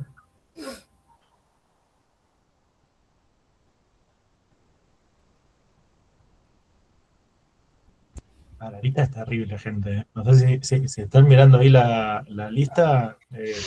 Cristian lo compartió ahí en el chat si lo quieren, pero es terrible. Sí. Y la desinformación, mira, lo último que aparece también es como desinformación, ¿no? Lo que sucede. Frente a esto que parece que estamos recontrainformados con la IA, parece que no, que estamos sumamente desinformados, ¿no? O sí, por ahí también, por la contraria, ¿no? El exceso de información, después veremos de qué calidad es esa información. Sí. El cerebro sigue siendo el mismo cerebro que tenemos de hace 10.000 años y no procesamos la misma cantidad de información, ¿no? Entonces eso también genera un montón de trastornos cognitivos, de tiempos de elaboración de ideas, de conceptos, de emociones. Seguimos teniendo el mismo cerebro, pero la cantidad de estímulos y de información a la cual estamos sometidos también genera ansiedad, porque tenemos como la necesidad o no de querer saberlo todo, y si no tenemos la necesidad se nos impone, entonces es como todo un juego, un tira y afloje, que el resultado es ansiedad. Sí. Bueno, la ansiedad que generó, por ejemplo, las personas mayores frente a la imposibilidad o las dificultades que tenían con el acceso y que tienen con el acceso a la tecnología, ¿no? Esto está claro. Al no poder concreto y real, de que nadie les dé una mano, que están solos con un teléfono y no saber cómo usarlo. Hay un tema que es que mencionabas recién, Dana, de la cantidad de estímulos a los que estamos sujetos hoy en día. Y otro también súper importante para mí es la intensidad de los estímulos, ¿no? O sea, esta cosa así que se suele llamar superestímulo, ¿no? Sí, superestímulo. Que es cuando vos tenés en el cerebro algún receptor a algo, pero vos no le estás dando eso, le estás dando una versión hiperpotenciada de eso, ¿no? O sea, pasa con las drogas, ¿no? Todas las drogas que causan algún efecto psicoactivo, psicofísico, lo que sea, es porque en el cerebro en algún lugar tenemos un receptor, pero tenemos un receptor para algo muy moderado de eso. Y la droga en general, y por eso también produce adicción, es como una versión como súper potenciada de eso, ¿no? O sea, y también tenemos en el cerebro humano esta cosa así que es algo fantástico que nos ha ayudado a conquistar el mundo, que es que nos aburrimos del mismo estímulo repetido, ¿no? O sea, si nosotros estamos comiendo siempre lo mismo, estamos siempre en el mismo lugar y qué sé yo, nos aburrimos y queremos descubrir cosas nuevas, descubrir experiencias nuevas, alimentos nuevos y demás. Y eso hace que vos no te quedes en la cuevita, ¿no? Si te vayas a otro lado, vayas a descubrir nuevas tierras y pruebes otros cultivos, lo que sea, ¿sí? O sea, porque ya estás harto de comer todo el tiempo lo mismo, ¿no? O sea, bueno, ese mecanismo con superestímulos hace que vos te acostumbres a un nivel de estimulación altísimo, ¿no? O sea, y nada, eso es un gran problema con esto. Y creo que con la IA va a ser terrible, o sea, no. Sí, y las plataformas están diseñadas justamente para que suceda esto, ¿no? Digamos, sí, hay una intencionalidad detrás de todo esto, no es que sucede por casualidad. Entonces, ahí también es lo grave. Sí, incluido en esta cosa sí que creo en los dos textos se menciona, que no siempre te dan el estímulo que vos querés. De repente te dan un video otro video y después otro, qué bueno que estuvo esto. Sí, Eso se llama mecanismo de recompensas intermitentes, Exacto. que genera liberaciones de dopamina altísimas y después es tan alto el pico de dopamina que cuando cae es un vacío que hasta llega a ser un vacío existencial que en casos más graves y sostenidos en el tiempo pueden llegar a síntomas de depresión. Pero exacto, el refuerzo intermitente es como el tragamonedas. Vos sabés que no, estás perdiendo y en algún momento vas a ganar. Todo ese proceso es como que dopamina, tú, cae. Tal cual. Están diseñados para eso. Están diseñados para eso. Justamente tragamonedas. Primero ganás. Entonces, bueno, sigo porque vengo ganando un montón, ¿no? Sí, o no ganás, pero pensás que vas a ganar. Entonces, en todo ese tiempo de espera, entre comillas, se libera dopamina mala. Nosotros con el psiquiatra con el que laburo hablamos de dopamina buena y dopamina mala. Pero dopamina mala es esta, ¿no? En realidad la liberación de dopamina tiene que ver con la búsqueda, no con la satisfacción en sí. Eso fue, hasta no hace mucho se pensaba que la dopamina se liberaba al conseguir la satisfacción. Y hace 20 años se descubrió esto, fíjate, ayer. Es en la búsqueda de algo, de una gratificación, donde se libera dopamina. Lo que producen las redes sociales es que vos estés permanentemente buscando, libera mucha dopamina de la mala y después el pico y la caída es abismal. A diferencia de otro tipo de búsquedas que a lo mejor se dilatan más en el tiempo, como, no sé, una carrera o un proyecto o algo que uno está, o pensar un viaje, organizar un viaje, bueno, uno libera dopamina y es de otra calidad porque no son picos dopaminérgicos tan elevados que después te estampan contra el piso. Y la sensación de vacío que eso trae hace que uno siga buscando y vuelva a caer en eso. Eso es lo que genera adicción. El mismo tipo de estímulo que antes te había provocado un gran placer buscarlo y conseguirlo, repetilo 50 veces y no vas a lo mismo, ¿no? Y vas a hacer otra cosa, vas a querer más o mejor, o más intenso, lo que sea, y nada, es un ciclo literalmente vicioso. Totalmente, adictivo, eso es lo que está detrás de todas las plataformas. Eso es neurológicamente la adicción. O sea. Exactamente, así funcionan las adicciones. De hecho, la dopamina se utiliza para estudiar esto también.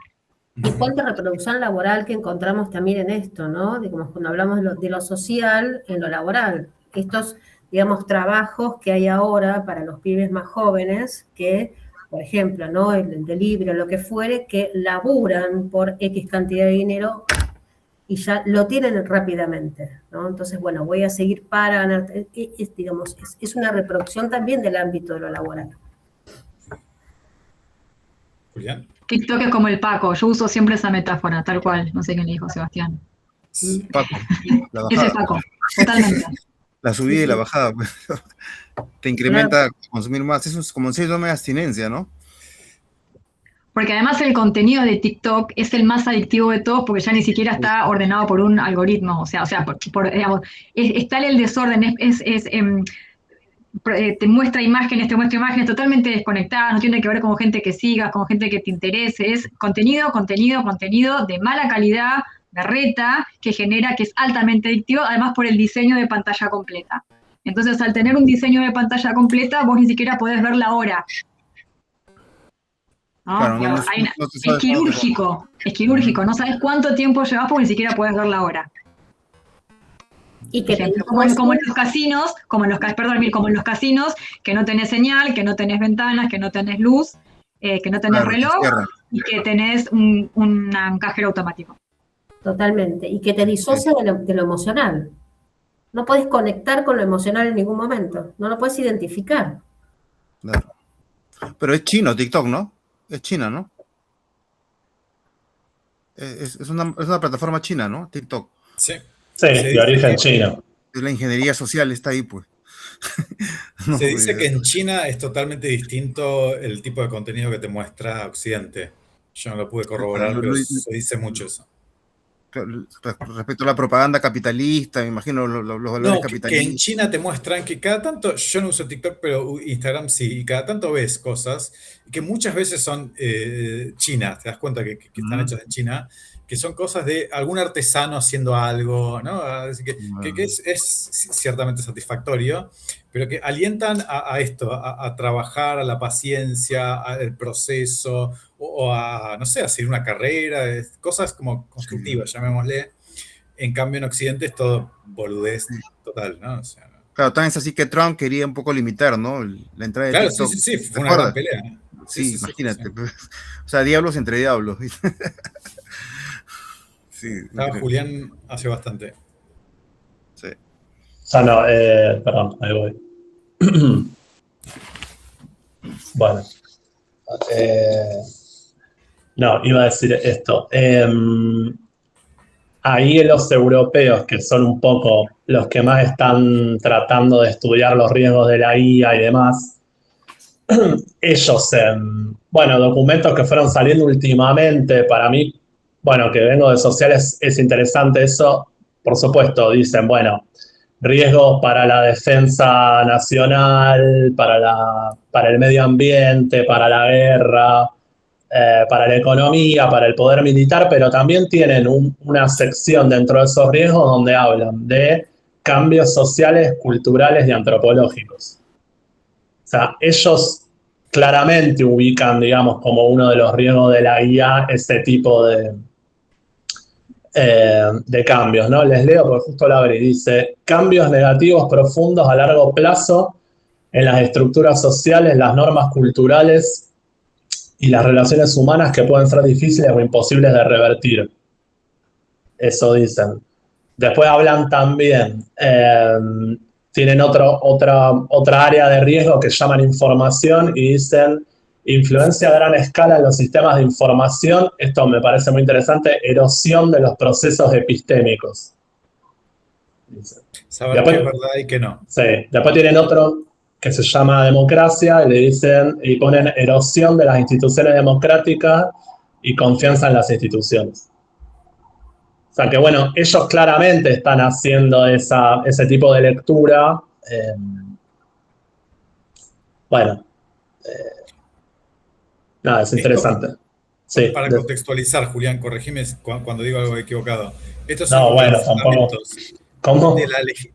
Son los fundamentos de la legislación europea sí. que clasifican las consecuencias posibles que puede tener la IA en cosas de distinto nivel de riesgo, y según el nivel de riesgo es si está totalmente prohibido o regulado de distintas formas, etcétera, ¿no? O sea, claro, digamos, si vos agarrás, ¿por qué traigo esto? Nosotros estamos estudiando los proyectos de ley que están presentados ahora en diputados y en senadores. No hay nada de esto. O sea, los riesgos asociados a la IA son de tipo como muchísimo ambiental, digamos, ¿no? Pero tampoco igual, porque ahí tienen metido toda la cuchara, pero digamos, no aparece la cuestión de la subjetividad, digamos, ¿no? Como dentro del cuadro de los riesgos. Bueno, me parece que hay algo para trabajar. Yo quería hacer una pregunta al grupo, a ver si alguien tiene aportes en esto. Yo no tengo hijos ni hijas, pero ¿alguien vio el documental de Ofelia con hijo o hija o con alguien? Porque yo no sé qué les pasó a ustedes. Yo me sentí un poco afuera de ese documental, sentí que no era para mí. Lo vi igual, ¿no? Obvio, pero no sé qué les pasó a ustedes, más allá de que habla todo el tiempo ella, de que le habla a su generación, que claramente no es la mía, ni la de ninguno de acá, creo, me parece. Pero digo, ¿alguien vio este documental o sabe qué les pasó a algún pibe o piba viendo ese tipo de contenido? Porque, bueno, tiene 700.000 vistas, digamos, no quiero reproducir la lógica de las plataformas, pero yo me rindo un poco ante ese número, ¿no? Entonces, ¿alguien sabe de algún pibe o piba que lo haya visto, que haya tenido alguna palabra sobre eso? Pregunta así como abierta un poco. Yo lo vi después que lo vio mi, la verdad que lo vi y no sabía que lo había visto. Mi hijo tiene 22. ¿Y qué dice? En la UBA. Le gustó mucho. Me dijo, sí, yo ya lo vi, me pareció muy piola. Eso es lo que me... Bueno, igual está como en un grupo de pibes y pibas, está en la UBA, o sea que está como muy muy preocupado con todo esto que está pasando en este momento, están exactas, así que bueno, está como muy metido en el tema. Pero me dijo que sí, yo lo había visto y que le pareció muy, muy interesante, que sí, es lo que está pasando, es así, me dijo, tal cual, sí. La mía tiene 9, así que todavía no lo vio. Pero sí me escucha a mí hablar de esta cosa. Nosotros lo vimos con niña preadolescente de 10, y fue tipo, la respuesta fue, otra vez esta cantinera de que no puedo usar TikTok. Sí, otra vez esta cantinera que no puedo usar TikTok. ¿Qué te digo? 11 tiene, me parece. Bueno, pero está bien, o sea, Ofelia tiene 25 igual, yo creo que no es ni para tu hija ni para nosotros. O sea, está como un poco quizás, bueno, eso. Pero, no, eso, no sé qué les pasó a ustedes, no sé si tenían pensado introducir este tipo de pregunta, pero no sé qué les pasó viendo el documental. A mí me dejó un poco, me sentí un poco... Igual está bien, no todos le hablan a todos, digo, pero bueno, es un tipo de lenguaje o un tipo de intervención que yo no sé muy bien qué hacer con eso cuando lo veo, digamos, ¿no? O sea, no, me cuesta un poco el tipo de intervención estética también, esa cosa como medio de mímesis, de imitar la realidad todo el tiempo, lo cual en otra época de la producción estética era como raro que una intervención política reproduzca la realidad, ¿no? Como que supuestamente se la interrumpía. Pero bueno, eso, no sé qué decir, digamos, del documental, por eso esta pregunta, ¿no? Yo tengo la sensación, te lo digo primero como madre de un hijo de 22 y después, bueno, como psicóloga y que laburé muchos años con niños y adolescentes, la sensación que yo tengo a partir de ver el documental y de lo que hablo con los chicos y chicas y particularmente con mi hijo, me queda la sensación que desde mi generación, más de 50, ¿qué estamos haciendo por ellos, por esa generación? Es la pregunta que me vengo haciendo, que vengo charlando hace tiempo con mis pares y, bueno, ¿qué estamos haciendo por ellos? A mí en esa diferencia generacional lo que me hizo ruido, lo que me llamó la atención fue el diagnóstico de estamos rotos o vivimos o están todos rotos a nuestro alrededor. Cuando yo tenía 20, que era el menemismo, teníamos clarísimo que lo que estaba roto era la sociedad. No éramos nosotros que estábamos mal, sabíamos que estaba mal que no hubiera laburo. Y me acuerdo de un amigo, también buscando sus primeros laburos en su momento, te decía, che, loco, esta situación de mierda de fines del menemismo, te dejan la sensación de que el problema sos vos. Digo, de ahí hasta ahora, digo, ¿cómo ya está recontra aceptado que sí, el problema sos vos, de que está todo totalmente individualizado el drama? A mí, yo no lo vi, sino que lo escuché. Lo tenía en YouTube y lo estaba escuchando mientras estaba haciendo otras cosas, viajando y eso. Y me llamó la atención esta cosa, sí, que es un nosotros veinteañero, ponele. Pero no sentí mucha distancia, qué sé yo, me pareció bien. Y así como hace un poquito está dirigido a un público de una cierta edad, eso claramente. Sí me pareció que me llamó la atención quizás, viniendo de ella, que es como trata de ser bastante neutro políticamente. En ningún momento percibís que le habla una persona de izquierda, peronista o algo así, para nada. Y me pareció como muy, muy positivo porque, nada, todos necesitan escuchar ese mensaje y con el clima que hay actual, que vos, al menor indicio de que esta persona opina políticamente distinto que vos, ya no la escucho, es una estúpida, no, evitó, creo que conscientemente eso y me pareció un gran acierto, ¿no? O sea, sí, a mí también me gustó eso. Digamos, yo pensaba que desde lo que fue, digamos así, la ola feminista, digamos, que yo no veía, digamos, me interesó este documental en el sentido de que se recorta un problema por el que vale la pena dar la pelea, digamos, ¿no? Y creo que desde la época digamos, lo pienso desde la facultad, que es donde yo laburo, ¿no? El último momento universitario que algo de afuera arrasó para bien fue con la ola feminista, digamos, ¿no? Que además es una crítica a las jerarquías sociales, eso es muy interesante, digamos, no es una crítica política a cómo nos organizamos como sociedad. Este tipo de temas, bueno, pueden tener ese carácter también. Entonces, que una piba de 25 años, que además viene con esa tradición atrás, recorte eso como un problema, que como dice Cristian, no atañe solamente al que es peronista o no sé qué, eso me parece lo más interesante de todo. Digo, bueno, se recorta un problema y como un foco de experiencia que hay que reorganizar, digamos. Eso me pareció muy... digo, como que es interesante eso, ¿no? Que haya una joven que viene de la política, con la experiencia que tuvieron las mujeres jóvenes en Argentina y demás, y que pueda hacer ese ejercicio de decir, ok, en este foco de la experiencia contemporánea hay un problema y hay algo que discutir. Me parece muy valioso eso, digamos, ¿no? Eso creo que es lo más valioso del documental. Sí, ese documental está basado en un libro que se llama La generación ansiosa. Sí. Que es de un psicólogo que lo hizo en Estados Unidos, y lo que está bueno de ese libro, que él también lo aclara, el corte que él hace para el análisis es en el 2019, para que no quede la pandemia ubicada como la explicación de todos nuestros males, como que todo esto ya venía sucediendo de manera bastante grave, como queda ahí.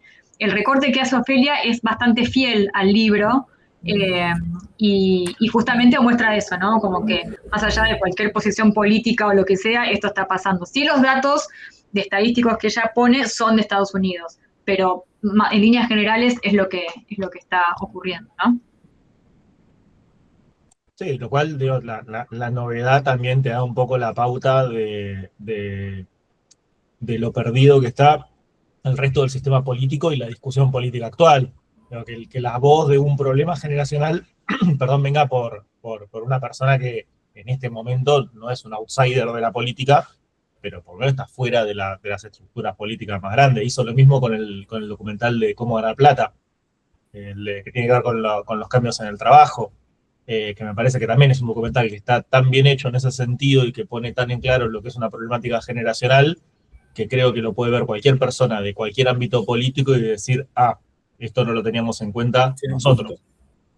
De hecho, en un momento le habla a los propios y dice, loco, fíjense que acá lo que hay es una pérdida de una confianza en las formas de trabajo tradicional.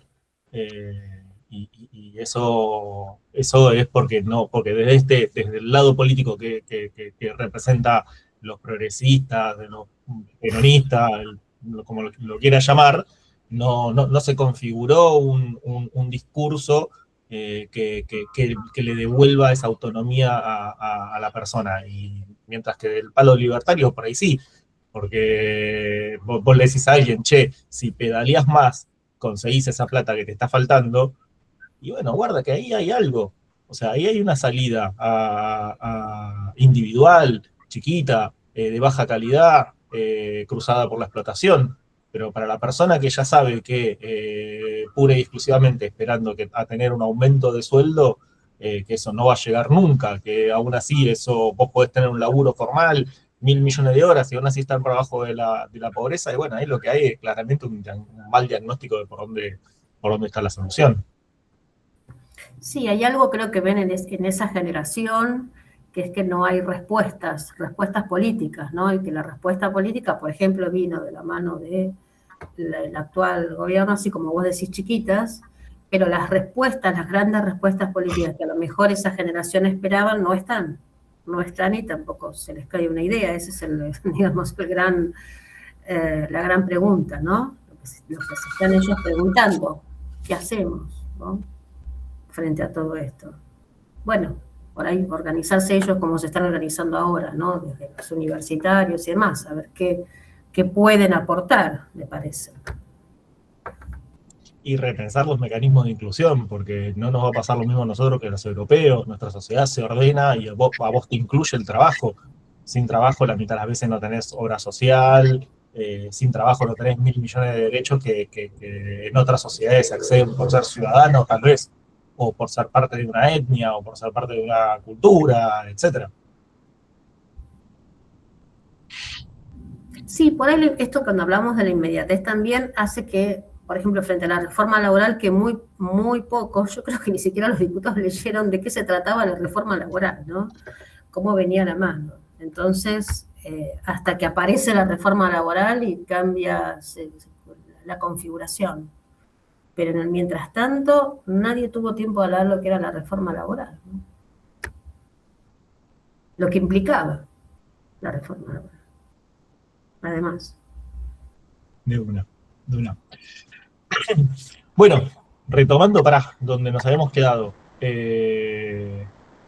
Nada, es verdad que no teníamos una gran pregunta disparadora. Teníamos la pregunta de cuál era el diagnóstico y me parece que diagnóstico tenemos, más que diagnóstico, tenemos una bolsa de diagnósticos.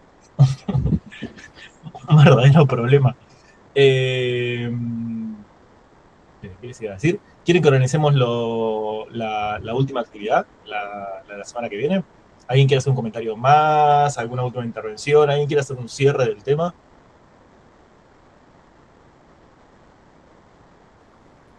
No, me parece que no hay cierre posible porque está todo por decir todavía y creo que a muchos nos pasa que es una temática, a mí particularmente, muy lejana porque no tengo hijos e hijas, entonces como que me es difícil verlo, tampoco tengo como infancias cercanas y sé que es un gran problema todavía y sería muy interesante que existan más investigaciones en relación a eso porque nos ayudarían como a aclarar, a sistematizar esos diagnósticos y poder tener respuestas, ¿no?, más cerradas, pero creo que eso es una oportunidad para hacerse preguntas, pero no sé si hay una respuesta todavía a todos los disparadores que trajimos hoy. Solamente eso.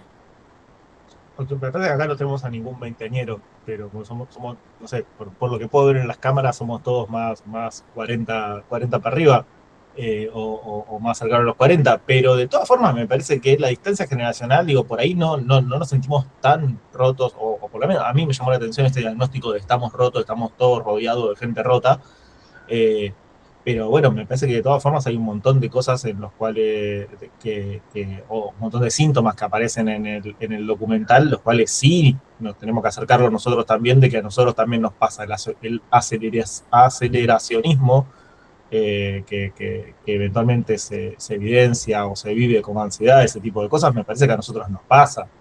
Por ahí no estaremos tan a tiro de nuestra autoestima cruzada por lo que nos diga el algoritmo, o las pantallas, o los likes, o ese tipo de mecanismos, porque por ahí no llegamos a tener esa inserción, o no pasamos esa adolescencia con Instagram dándonos vuelta. Pero la ansiedad me parece que es algo bastante propio de nuestra época, para cualquier generación, para nuestras también. Sí, no sé si nosotros estamos más inmunes a los problemas de no aburrirnos nunca. Sí, digo que el tecnoestrés también es algo que se está estudiando un montón y eso nos afecta a todas las generaciones. El estrés que nos causan las nuevas tecnologías, como esto en los trabajos, ¿no? La cantidad de horas, todo lo que hay que hacer, la lógica del rendimiento. Bueno, esto también se está estudiando un montón y son indicadores bastante graves y eso es transgeneracional. Todo aquel que está trabajando o no está trabajando se ve afectado por esto. Sí, y a todo esto, así muy brevemente, ¿todo esto cómo se labura en la clínica? La gran pregunta. Como podemos.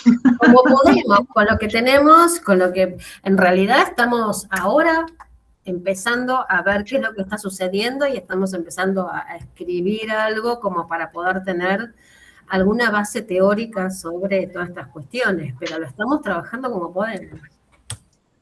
Sí, y además... como problema, pacientes les dicen, che, como tengo un problema de adicción a redes, por ejemplo, o no hay mucha conciencia de eso.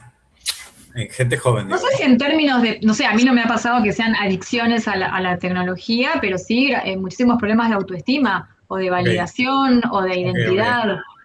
producto de eso, ¿no? Sí. Y te lo dicen, tengo un problema con esto. O sea, no es que es Bueno, una no sé si conclusión tuya, vienen sino que- con tan claro, pero es algo que uno también Ok. empieza a ayudar a darle forma a un padecimiento que aparece así como. Además, estamos viendo también a estos mismos pibes que son pospandémicos, ¿no? Entonces, tenemos muchos problemas de hoy veinteañeros que la pandemia los agarró en la edad de socialización más importante y no la vivieron. Entonces, hoy tienen ataques de pánico al momento de encararse a una persona en un boliche al que ya deciden no ir, ¿no? Por todas estas cuestiones. Entonces, Sí, sumado a la ansiedad de las redes sociales y de todo esto, tenemos los pibes pospandemia que no se saben vincular con otra persona, que les cuesta muchísimo. sí, esas, digamos, mayormente las demandas, desde esas problemáticas particulares, ¿sí? Todo el resto es lo contextual que hace a eso, ¿no? Además, bueno, la ausencia de ver qué va a pasar, o que tienen 3 trabajos, 3 laburos y no les alcanza la plata, o que por ahí van a ser reemplazados, por ejemplo, en muchos lugares administrativos por la IA, muchos laburos administrativos. Entonces, bueno, todo eso genera la ansiedad, que es digamos, el indicador que trae un montón de otras cuestiones para trabajar. Una pregunta, ¿ustedes tienen evidencia sobre estos problemas ya como un problema público de salud o aún no? ¿Hay incidencias de suicidios, qué sé yo, como ocurrió en Estados Unidos o en Europa respecto a estas interfaces que son muy agresivas o calan más en los pibes que tienen, jóvenes, tienen carencias de autoestima, anomia, problemas sociales, ¿no? Hay indicadores de un aumento de tasas de suicidios en la provincia de Buenos Aires e internaciones en salud mental, donde en algún momento las camas no dieron abasto. Eso sí, tenemos, digamos, en provincia de Buenos Aires tenemos algunos relevamientos. Faltan mucho más. ¿Ustedes cómo lo ven? ¿Va a ir en escalada necesariamente? Y Sin yo ningún pienso tratamiento, que sea. Pienso que frente a las situaciones actuales, en determinados contextos territoriales, frente a la desocupación, a las faltas de trabajos, a las empresas que van cerrando, que desconfigura obviamente toda la dinámica familiar, esto va a ir empeorando, sí, claramente. Porque en Europa, a raíz de la crisis europea de las hipotecas, hubo bastantes suicidios en Europa. Yo sé, porque estuve en ese momento, ¿no? Gente que perdía sus casas de todo orden, ¿no? Económico. La ansiedad también de las crisis. Si una crisis económica puede hacer eso, imagínense. Claro. Una crisis de redes que ya sí, los relevamientos en provincias se dan a conocer, a nivel nacional no tanto, entonces ahí estamos con algunos datos que están faltando. Pero parece que Milei en gobierno federal no está tomando en cuenta esto, ¿no? O no le interesa, no sé, deliberadamente. ¿Ustedes qué opinan, no? Que va a haber esto puede ser tratado en una agenda en el Congreso, y Milei lo puede aprobar, ¿usted cree? De acuerdo a la lógica que tiene con las redes. No hay forma, olvídate. No hay manera. Responde fácil eso. Bueno, al final el costo social va a ser mayor, ¿no? Que va a tener que pagar, porque, o sea... La pregunta es si hay congreso, eso es lo que me preocupa. Igual ahí para agregar lo del suicidio en las provincias, o por ejemplo de donde yo soy oriunda, hace años, por ejemplo, Catamarca es una de las provincias con tasas altas de suicidio en el interior. Y ahora está en alza, entonces está bueno eso como...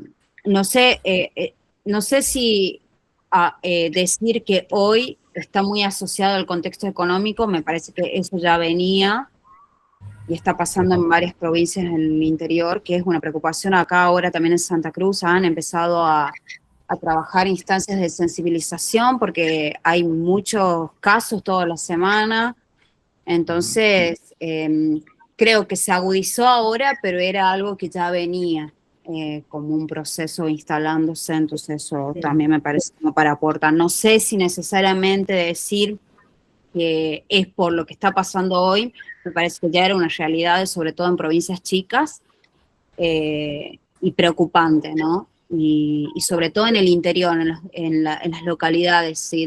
Internas de esas provincias, ya era una realidad de preocupación, ¿no? Okay. Y tiene que ver también un poco con las políticas, la falta de políticas en salud mental en las provincias. Tengamos en cuenta que si bien había unas líneas a nivel nacional, en las provincias son otras las realidades, ¿no? Entonces, en en cuanto a cómo hay dispositivos para acompañar, ¿no? Y cómo la salud mental hoy está colapsada, ¿no? Eso también es algo como para leer, ¿no? En el tiempo. Totalmente. Ahí, Dana, estás mostrando los indicadores, no los índices. Sí, esto es de un proyecto que hicimos el año pasado, un taller donde en tecnología en adolescentes, y estos son datos de la Organización Mundial de la Salud. Uno de cada 7 jóvenes entre 10 y 19 padece algún tipo de trastorno mental.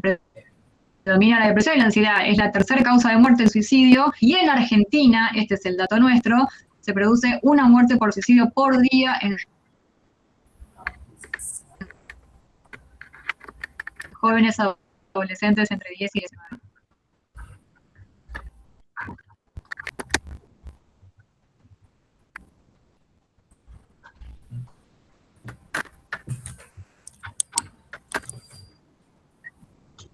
Sí, además de tener en cuenta, como bien dice Dana, la compañera, tenemos la ley de salud mental, pero nunca terminó la plena implementación, entonces ahí también estamos complicados.